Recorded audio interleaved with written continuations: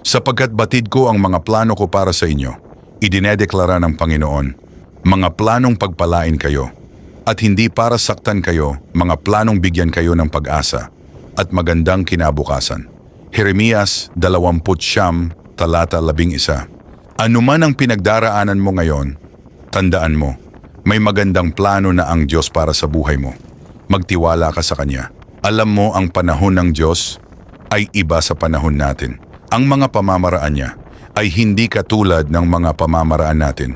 Kapag pakiramdam mo ay ligaw ka, kapag pakiramdam mo ay gumuho na ang mundo mo, at kapag hindi mo na maiintindihan ang mga nangyayari, tandaan mo, hindi pa tapos ang Diyos.